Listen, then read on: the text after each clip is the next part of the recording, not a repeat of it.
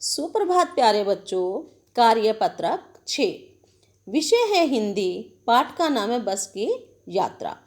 तिथि है 13 अक्टूबर 2020। कक्षा 8वीं। विद्यार्थी सबसे पहले इसमें अपना नाम लिखेंगे, फिर कक्षा अध्यापिका का नाम लिखेंगे। तो बेटा, हमने पहले भी कार्यपत्रक पढ़ा था जो इस पाठ का पहला गद्यांश था। अब यह आपका दूसरा गद्यांश है। इस पाठ को हरिशंकर परसाई जी ने लिखा है, जो एक व्यंग्यकार थे। तो इसमें व्यंग्यात्मक भाषा शैली का प्रयोग किया गया है।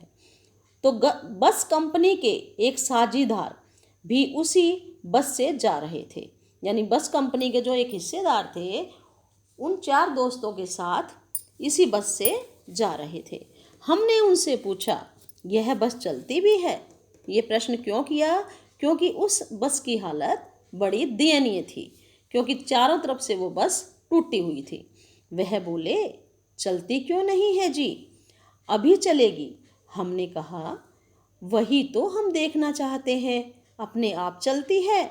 यह, हाँ जी। और कैसे चलेगी? गजब हो गया, ऐसी बस अपने आप चलती है। क्योंकि ये बस जो है आपके सामने है, इसकी हालत देखिए, बड़ी जर्जर अवस्था में है। तो उनको बड़ा अचरज हो रहा है कि ये बस क्या अपने आप भी चल सकती है। हम आगा पीछा करने लगे, यानी आगे से पीछे से उस बस को चारों तरफ से हम देखने लगे। डॉक्टर मित्र ने कहा, डरो मत, चलो। डॉक्टर मित्र ने क्यों कहा, जो उनका साथी था, कि डरो मत, भाई हमें जाना तो है ही, तो इसलिए डरो मत, इस बस में चलो। बस अनुभवी है, नई नवेली बसों से ज़्यादा विश्वसनीय है। विश्वसनीय का अर्थ होता है बेटा भरोसे वाली। लोग नई से ज़्यादा पुरानी में भरोसा करते हैं। हमें बेटों की तरह प्यार से गोद में लेकर चलेगी। जिस प्रकार से माँ अपने बच्चों को गोद में लेकर चलती है, उसी प्रकार से ये बस भी हमें बेटों की तरह प्यार से गोद में लेकर चलेगी। हम बैठ गए। जो छोड़ने आए थे वे इस तरह देख रहे थे जैसे अंतिम विदा दे रहे हैं। उन 4 दोस्तों को उनके जो दोस्त थे वो छोड़ने के लिए आए थे, जो कि पहले मना कर रहे थे कि इस शाम वाली बस से तुम मत जाओ। तो वो घबरा रहे थे। उनकी आंखें कह रही थी, आना जाना तो लगा ही रहता है, आया है सो जाएगा, राजा रंग फकीर। क्योंकि वो लोग घबरा रहे थे, लेकिन अपने मन को भी समझा रहे थे कि इस संसार के अंदर इंसान आता है और चला जाता है। इस संसार में राजा भी आए थे, रंक भी आए थे और फकीर भी आए थे, वो आकर चले गए। आदमी को कूच करने के लिए एक निमित्त चाहिए। कि कूच का अर्थ होता है बेटा यहाँ पर जाना, और निमित्त का अर्थ होता है साधन। कि आदमी को जाने के लिए किसी साधन की ज़रूरत तो ज़रूर पड़ेगी, इसलिए ये साधन यहाँ पर क्या है? ये बस है। तो यहाँ पर तो इन दोस्तों को जाना ही पड़ेगा इस बस के साथ।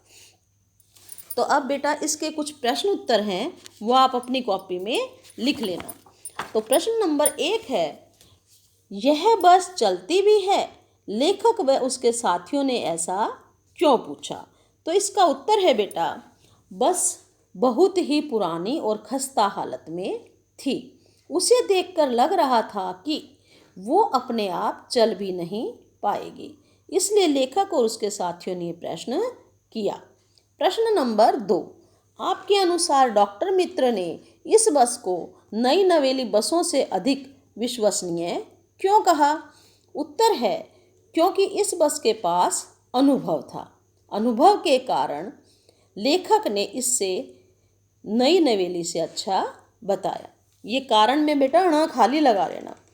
प्रश्न नंबर 3, विदा करने आए लोगों की प्रतिक्रिया को देखकर लेखक को कैसा लगा? उत्तर है तीसरा, विदा करने आए लोगों को देखकर लेखक को ऐसा लग रहा था कि जैसा आज उनका अंतिम दिन हो। तो बेटा प्रश्न नंबर 4। प्रश्न नंबर 4 है, दिए गए शब्दों से वाक्य बनाइए। नंबर 1, विश्वसनीय। विश्वसनीय का वाक्य बनेगा, अनुभवी लोगों से विश्वसनीय और कौन हो सकता है।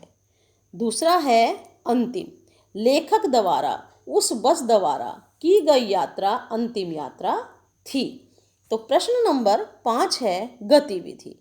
क्या आपने कभी ऐसी खटारा बस, रिक्शा, ऑटो, साइकिल साझा कीजिए साइकिल की यात्रा की है?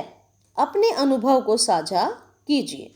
इस कार्य में आप अपने बड़ों की सहायता भी ले सकते हो कि बेटा ये गतिविधि तुम खुद भी कर सकते हो और बड़ों की सहायता भी लेकर आप ये गतिविधि लिख सकते हो।